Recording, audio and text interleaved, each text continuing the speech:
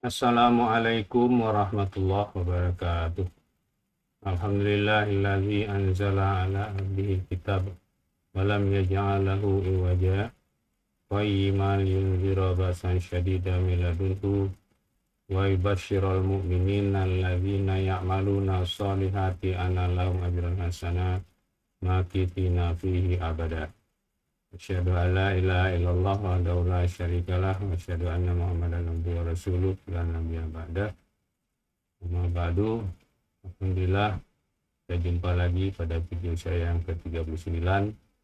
Kali ini akan saya bahas tentang permohonan ampun. Baik, tidak usah berpanjang-panjang, kita langsung mulai saja.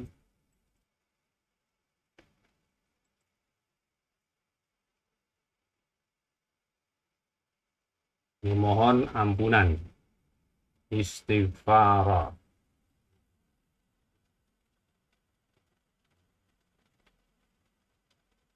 Ada 4 kata yang berkaitan dengan istighfar itu. Pertama, istaghfara, itu fi'il madhi, kata kerja lampau. Kata kerja sedang atau akannya yastaghfiru. Kemudian isi masdarnya atau hasil kerja istighfaron. Kata perintahnya atau fi'il amarnya istaghfir. Mari kita lihat artinya satu-satu.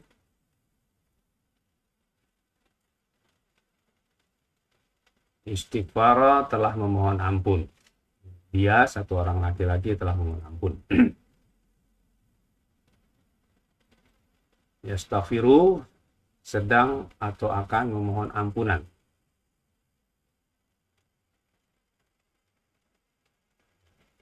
Istighfar, permohonan ampunan.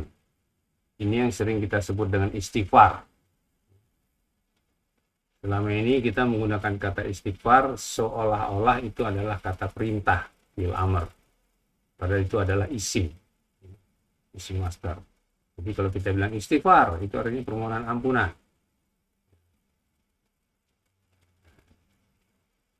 Kalau perintahnya ini, ya, istaghfir, memohon ampunlah. Tapi kalau kita bilang istighfar kan aneh ya, karena sudah kebiasaan kita istighfar. Padahal istighfar itu bukan mohon ampunlah, bukan. Istighfar itu permohonan ampunan. Jadi jangan salah kalau kita menyebutkan. Makanya saya lebih suka mengatakan mohon ampun, bukan istighfar ya. Lanjut. Acuan ayat Quran. Pertama surat Ali Imran ayat 133. A'udzubillahi minasyaitonirrajim. Wasari'u ila magfiratin min rabbikum wa jannatin arduhas samawati wal ardu uiddat lil muttaqin. Dan bersegeralah kalian kepada ampunan dari Rabb kalian dan surga yang luasnya seluas 7 lapis langit dan bumi yang disediakan bagi orang-orang takwa. Yang kedua surat Al-Hadid ayat 21. A'udzubillahi minasyaitonirrajim. Sabiqu ila magfiratin min rabbikum wa jannatin arduha ka'ardis sama'i wal ard uiddat lil amanu billahi wa rusulih. Berlomba-lombalah kalian kepada ampunan dari Rabb kalian dan surga yang luasnya bagaikan luasnya langit dan bumi yang disediakan bagi orang-orang yang beriman pada Allah dan Rasulnya. Di surah Al-Imran itu saya pakai dalam kurung 7 lapis langit, sedangkan di surah Al-Hadid tidak. Karena di surah Al-Imran itu digunakan kata samawat. Samawat itu jamak, ya, lebih dari 2. Langit itu ada 7 menurut hadisnya gitu ya. Di Al-Quran juga ada ya di situ. Sedangkan di sini di Al-Hadid ini pakai karena sama saja, bukan samawat. Jadi satu. Nah, kita perhatikan di 2 ayat ini, dua-duanya perintah. Yang pertama disuruh bersegera, yang kedua disuruh berlomba-lomba ya, kepada ampunan dari Rabb dan surga. Jadi bersegera dan berlomba-lomba minta ampun dan bersegera dan berlomba-lomba kepada surga itu perintah, bukan anjuran. Artinya kalau bikin dosa segera minta ampun. Hadis Rasulullah Shallallahu Alaihi Wasallam, Musnad Ahmad 17575. Ini tidak saya bacakan apanya, tidak saya bacakan Arabnya. Dari Al-Ahgar Al-Muzani, dia berkata, Rasulullah Shallallahu Alaihi Wasallam bersabda, sesungguhnya hatiku benar-benar diliputi sesuatu, dan sungguh aku minta ampunan Allah setiap hari 100 kali. 100 kali sehari. Ini Musnad Ahmad 17577. Artinya, dari Abu Bardah, dari seorang laki-laki sahabat Nabi Shallallahu Alaihi Wasallam, ia berkata, Rasulullah Shallallahu Alaihi Wasallam bersabda, wahai sekalian manusia, bertobatlah dan mohon ampunlah kepadanya. Sesungguhnya aku bertobat kepada Allah dan mohon ampunannya setiap hari 100 kali. Aku berkata, Allahumma inni astaghfiruka. Wahai Allah, aku mau meminta ampunan. Allahumma inni atubu ilaika. Wahai Allah, aku bertobat kepada. Kedua-duanya atau hanya satu? Beliau bersabda, begitulah atau semisalnya. Jadi Rasulullah mohon ampun 100 kali sehari, bertobat 100 kali sehari. Bertobat itu artinya kembali kepada Allah. Kita berada di luar jalan Allah, lalu kita kembali, itu namanya taubat. Nah, kalau Rasulullah 100 kali, kita berapa kali? Terus ya. Tahapan mohon ampun. Surah Al-Qasas ayat 16. Ini cerita tentang Nabi Musa ini. A'udzubillahi minasyaitonirrajim. Qala rabbi zalamtu nafsi faghfirli faghfarallah. Innahu huwal ghafurur rahim.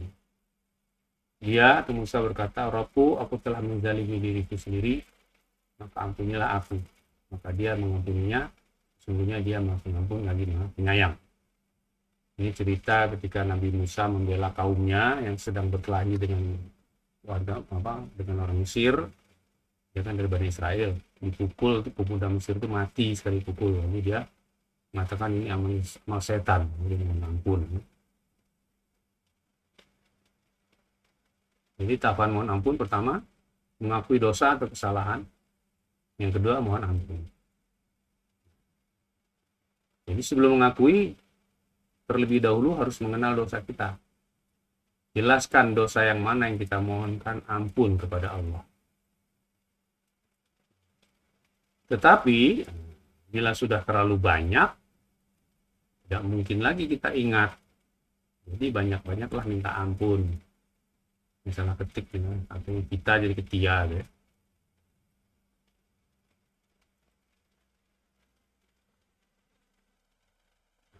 Ucapan-ucapan permohonan ampunan. Pertama ada pernyataan. Saya mengatakan ini pernyataan berdasarkan kalimatnya dan artinya ya. Astaghfirullah. Artinya hamba mohon ampunan Allah. Ini kalimat berita. Kita memberitahu bahwa kita memohon ampunan Allah. Aku mohon ampunan Allah atau hamba mohon ampunan Allah. Pernyataan. Yang kedua permintaan atau permohonan. Allahumma gfirli. Wahai Allah, beri ampunan untuk hamba. Jadi ini minta. Ya. Jadi yang pertama tadi pernyataan itu kita lagi ngobrol sendiri. Kalau yang kedua ini permintaan kita lagi ngobrol sama Allah, lagi minta sama Allah. Itu bedanya. Jadi atau ada lagi nih. Rabbi firli. Robku beri ampunan untuk hamba. Ini sama-sama permintaan. Ya. Yang permintaan ini kita bicara langsung dengan Allah. Sedangkan pernyataan itu tidak. Kita hanya menyatakan bahwa kita minta ampun. Kita tidak melakukan actionnya gitu bintang. Nah jadi kalau kita maksudnya mau ngomong sama Allah, wahai Allah ampuni aku atau wahai Allah ampuni hamba, Bacanya Allah firli, bukan astagfirullah. Ya. Astagfirullah itu hamba mohon ampunan Allah, bukan wahai Allah ampuni hamba, bukan. Penghulu permohonan ampun. Sahih Bukhari 5848. Ini mungkin sebagian kita udah hafal ini.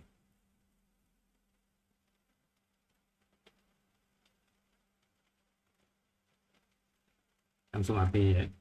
Dari Busyair bin Ka'ab, dari Syaddad bin Aus, dari Nabi SAW, beliau bersabda, sesungguhnya permohonan ampunan yang paling baik jika seorang hamba mengucapkan, Allahumma anta rabbi la ilaha illa anta khalaqtani wa ana abduka wa ana ala ahdika wa adika masrata'tu.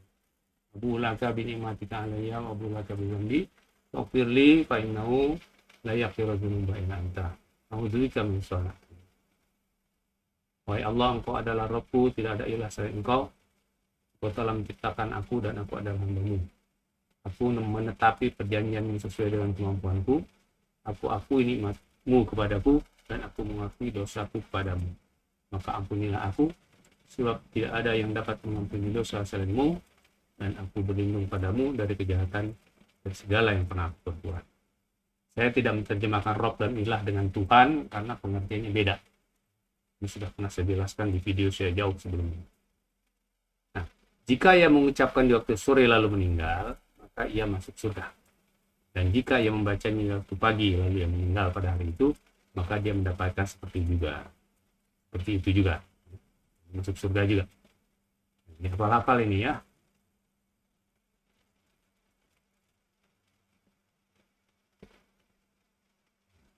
Dampak positif mohon ampun. Ini ada ayatnya. Surat Nuh ayat 10-12. A'udzubillahi minasyaitonir rajim. Wa qultu astaghfiru rabbakum innahu kana ghaffara yursilis samaa'a 'alaikum midrara wa yumditkum bi amwali wa banina wa ja'al lakum jannati wa ja'al lakum anhara. Maka aku berkata, maksudnya Nabi Nuh ini, mohonlah ampunan Rabb kalian, sesungguhnya dia maha pengampun. Niscaya dia akan menurunkan hujan yang lebat kepada kalian dan memperbanyak harta dan anak-anak kalian dan menjadikan bagi kalian kebun-kebun dan sungai-sungai. Jadi dampak positif permohonan ampun adalah ini selain diampuni dosa ya, makanya saya gunakan istilah dampak positif. Diturunkan hujan lebat, diperbanyak harta dan anak-anak, dijadikan kebun dan sungai-sungai. Jadi kalau ingin banyak harta, mohon ampun banyak-banyak.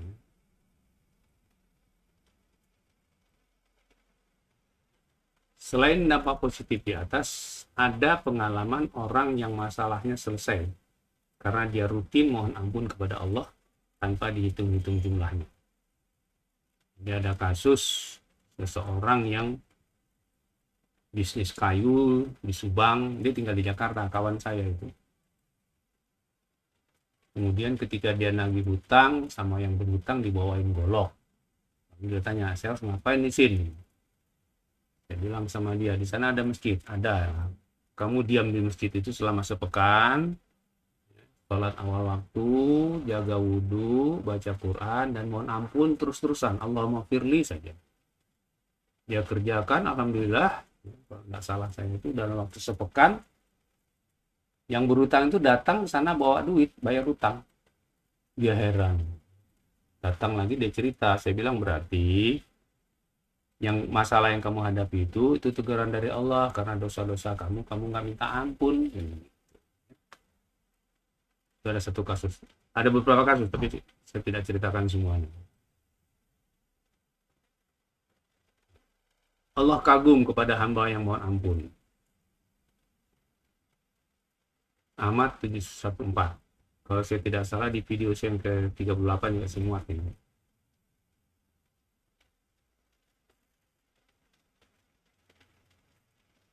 Langsung artinya. Dari Abu Ishaq, dari Ali bin Rabi'ah, dia berkata, aku melihat Ali diberi seekor hewan tunggangan. Maka ketika dia meletakkan kaki di kendaraannya dia mengucapkan bismillah.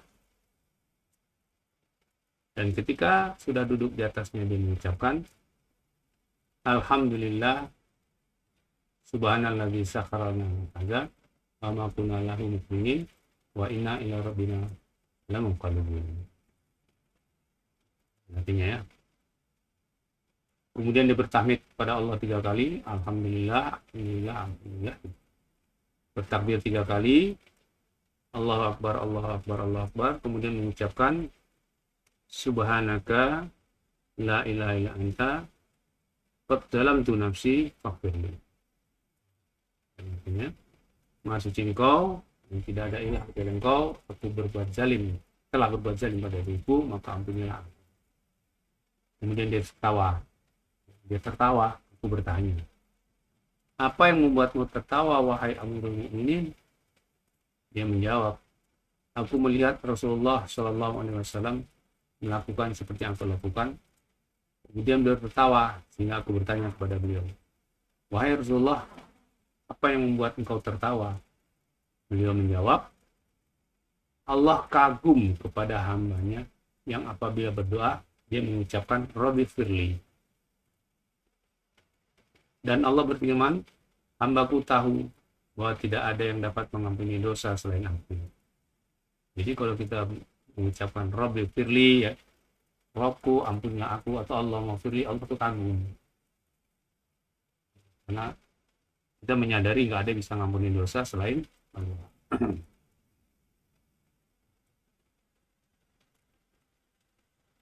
Penutup. 1. Bersegera dan berlomba-lomba untuk mendapatkan ampunan Allah dan surga adalah perintah Allah. Jadi kalau kita lalai, ya, dan seringnya lalai kita nih, habis ngomongin orang di belakang, ya, gibah, nggak minta ampun. Habis melihat yang bukan haknya, nggak minta ampun. Mendengar yang bukan haknya, nggak minta ampun. Menyanyiakan waktu, ya, buang-buang waktu, melakukan hal-hal yang tidak berguna, kan mubazir tuh, nggak minta ampun. Wah, sering kali kita. Ini yang harus kita ingat, segera minta ampun. Yang kedua, bila Rasulullah Shallallahu Alaihi Wasallam mohon ampun Allah 100 kali, mohon ampunan Allah dan taubat kepada Allah 100 kali sehari, kita berapa kali sehari? Rasulullah dosanya tidak ada 100 kali. Nah, kita dosanya nggak kehitung, berarti kita mohon ampun kepada Allah pun tidak dihitung-hitung harusnya. Kalau mau contoh Rasulullah. Setiap kesempatan ketika kita tidak berkonsentrasi terhadap satu pekerjaan, Allahumma firli, Allahumma. Bahkan ada hadis cuma saya cari-cari nggak ketemu lagi itu. Allah lebih senang kepada hamba yang banyak minta ampun ketimbang hamba yang banyak memuji. Jadi kalau kita mau zikir, Allahumma firli aja banyak-banyak, itu Allah lebih senang. Dan Allah bangga daripada la ilaha illallah, subhanallah, alhamdulillah, Allah akbar. Allah lebih senang kita Allahumma firli. Ya. 3. Bila kita mengalami musibah bertubi-tubi, boleh jadi merupakan teguran Allah kepada kita karena masih banyak dosa kita yang belum diampuni. Boleh jadi ya. Yang keempat, teguran Allah tersebut adalah realisasi sayangnya kepada kita. Jadi kalau dia masih sayang, kita bikin dosa nggak minta ampun, ditegur. Kalau dia sudah tidak sayang, makin banyak dosa kita, makin gampang, makin mudah hidup kita di dunia ini. Nah itu sanastadrijuhum min haitsu la yahtasib, itu kena istidraj itu ya.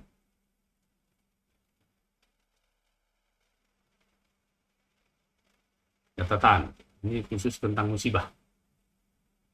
Musibah adalah setiap kejadian yang tidak menyenangkan. Ini ada hadisnya. Ketika Rasulullah sedang duduk bersama Aisyah, lampu mati, Rasulullah mengucapkan inna lillahi wa inna ilaihi raji'un. Aisyah bertanya, wahai Rasulullah, kau tidak sedang ditimpa musibah apapun, kenapa engkau mengucapkan itu? Rasulullah menjawab, setiap kejadian yang tidak menyenangkan hati seorang mukmin itu musibah. Jadi musibah itu setiap kejadian yang tidak menyenangkan. Di dalam video saya yang berjudul Mensyukuri Musibah, itu sudah saya sampaikan tentang walaupun tertusuk duri, maka akan diampuni dosa dan angkat derajat. Musibah terdiri dari 4 klasifikasi.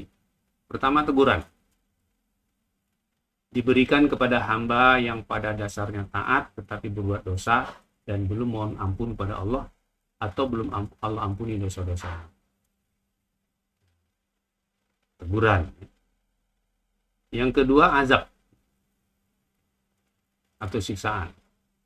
Ditimpakan kepada orang durhaka sebagai pendahuluan azab di akhirat.